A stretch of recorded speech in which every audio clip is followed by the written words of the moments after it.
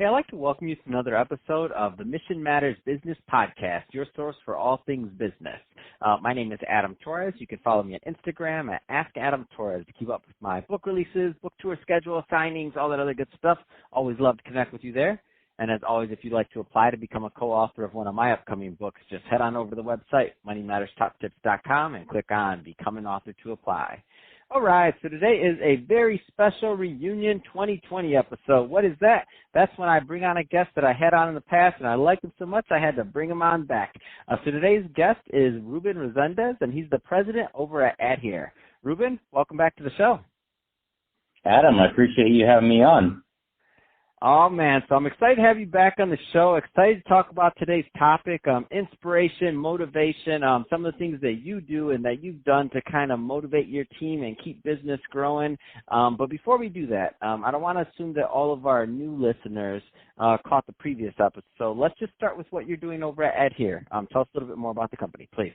Yeah, absolutely. So we are the fastest growing education lead generation firm here in the U.S., helping universities and colleges find and enroll prospective students into their universities and colleges. So we've been doing it for a little bit over a decade now, and we're excited. We're in really exciting times right now. We're having our biggest year possible, or coming after or off of our biggest year in 2019, and big plans already for 2020. 2020 has actually been better than ever. We just came off of our best month ever here in the month of January in the whole entire history of my career, and it's just getting better here in February, and the future is looking extremely bright for where we're at right now. So we're excited for what we're doing internally with the team. The team's growing, and we're building the team. We're almost at about 20 teammates strong now here in Silicon Valley. So we are excited with where we're going, but also on the client side and helping a lot of universities and colleges. We just keeps on growing. Our roster keeps on growing because we're really doing something that not everybody's doing out there. Man, I love that. And one of the things that's very interesting, I mean, I follow, like, you're on social media and other things, and we interact there, and I just see some of the content you put out and some of the things that you do to kind of motivate not just your team, but just kind of some of the things that you're putting out there. Let's start a little bit more with kind of inspiration and motivation and kind of how you integrate that into your culture and your work environment. Because I think it's part of the reason for a lot of your success. Obviously, product, all this is great, and niche is great, and you know what you're doing there, a lot of experience. But I think there's a lot more to it that to your growth. So let's start there. Oh, absolutely. Absolutely. I think I'm a firm believer that the internal, or actually I should start with the external reflects the internal. So if we're sloppy inside of ourselves, then the outside is sloppy as well. So what we like to do is if we take care of all of our teammates and we make sure that they're all good, that they become stronger, that they're being better today than they were yesterday, that they're becoming stronger every single day, then the outside world reflects that as well. And then our clients can feel that. And it becomes much more than just, universities and colleges doing lead generation for them. It becomes much more than that. It becomes more of how do we make an impact on other people? But we got to first make an impact on ourselves. So, one of my mentors once told me that first you got to learn how to lead yourself before you lead others. So what we're looking to do is build leaders within our company where we got to first get right with ourselves, then we can build other leaders. And then once those leaders build other leaders, they can duplicate the process onto others. And that's the only way that we've been able to grow is by really growing ourselves internally. We do a lot of book clubs with the team. We do a lot of traveling with the team. We take care of ourselves very well. We're doing corporate health programs where we have a boot camp that we have a personal trainer that comes in twice a week to come in and train us physically throughout the day so we can make sure that we become champions internally to become champions externally. And it's interesting because a lot of the clients kind of talk to us and they're like, man, what is it that you guys are drinking over there? Because it sounds like you guys are really positive all the time. And they think that we're maybe like drunk on alcohol or something, but it's like, man, we're just excited about what we're doing and we're keeping it positive. And it really does come down to, our core values as well. We stand for the 4 Ps, which is positivity, personal accountability, personal growth, and pulling together. And we try to practice those 4Ps every single day, and everybody knows that these are our core values that we hire off of and that we fire off of and we promote off of. And, we can always teach people skills, but we can never teach people attitude. So if somebody comes in with a negative attitude, it just drains the whole entire office. So we make sure that we keep a positive environment, that we're always saying, the glass is half full instead of half empty, that we know that this is going to happen. We know that we're going to get increased budgets from our clients rather than, oh, maybe this might happen. I hope it might happen. The terms that we use in our office and with our team is that we know what's going to happen. And the more that we intentionalize that, the more that it really does happen. But, it really does start with not just how we speak about the business. It's more of how do we speak with ourselves. And that's what we work on the most is how do we speak with ourselves in the quiet moments when we get outside the office. And no matter how strong someone looks on the outside, each and every single person walking on this earth has those quiet moments every day where they start doubting themselves. They start fearing. They start getting scared, and they start wondering whether they really can have the things that they really want to have, whether they can do the things that they have been asked to do. And we work on that a lot more than we work on how do you talk to clients, how do you go and send an email, all that stuff. Like all that stuff comes later. Anybody can teach that stuff. The main stuff that is the biggest thing that has led to us being able to grow the way that we've grown in our industry has been us working on ourselves, because there's only 8 hours in the day that everybody's in the office and that our team is together, but it's that the other hours outside of those 8 hours that make the biggest effect on how we work in those 8 hours. Let's go a little bit further down that leadership path that you mentioned. So, because it's one thing to say, you teach somebody and then so that they can be empowered and then duplicate themselves. It's another thing to execute that. So, what do you think have been some of the things that have helped you execute on that mission? Yeah, what's been interesting? It's been celebrating wins. So, we are on the path over the next 12 months and on a run rate to do over $30 million in revenue. If you talked to me about 7 years ago, we were struggling just to do maybe $1 million in revenue. And we're still just getting by. But what led to that is that what led to where we're at right now, and we're just barely getting started still. We're just barely scratching the surface. But we started to just recognize wins, and we start with wins. And we continue to recognize more wins, whether it's big or small.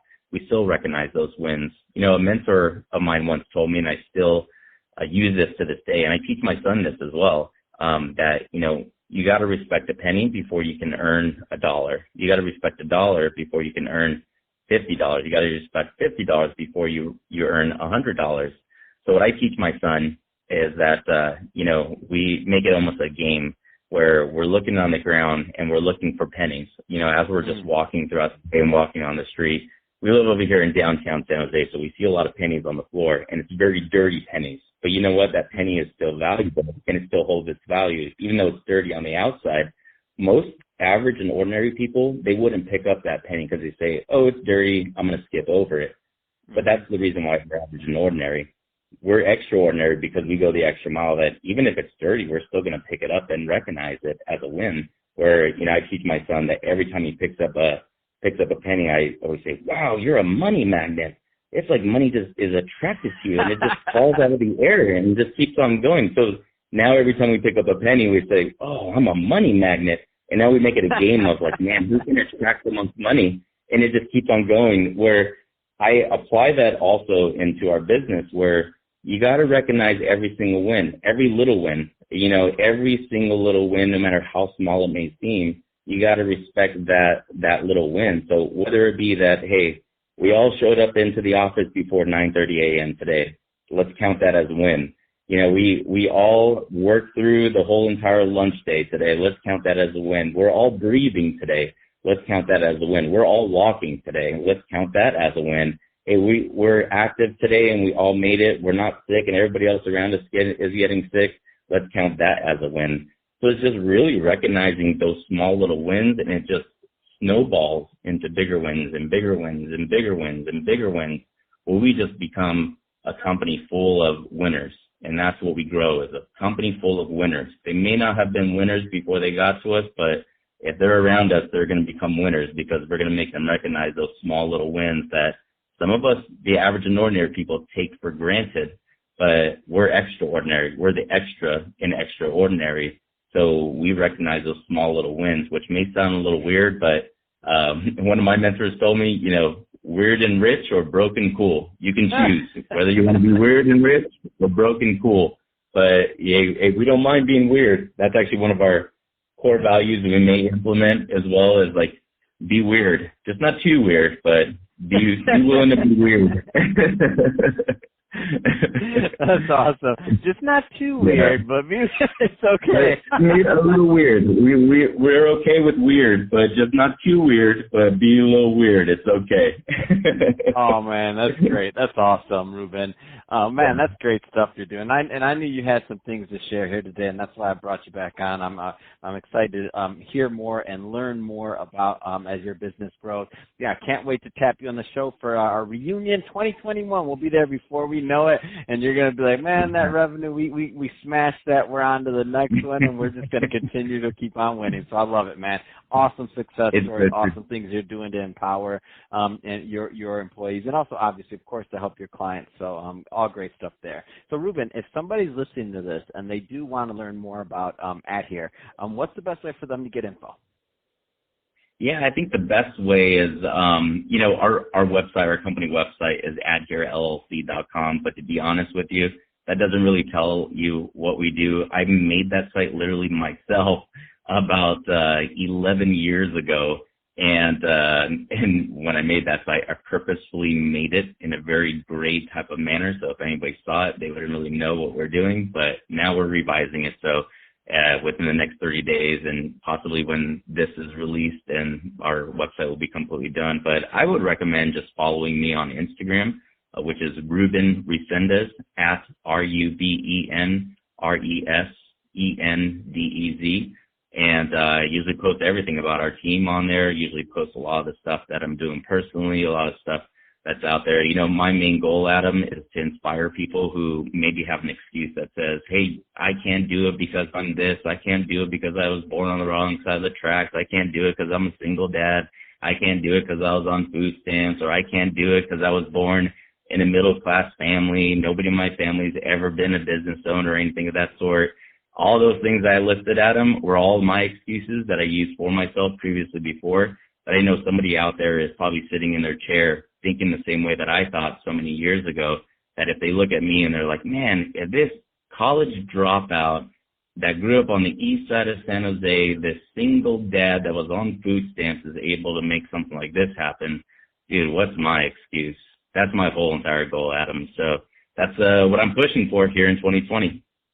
Man, I love it. Well, hey, Ruben, thanks again for coming on the show, as always. Awesome catching up with you and getting a feel for what you're doing over there. And to the audience, as always, thank you for tuning in.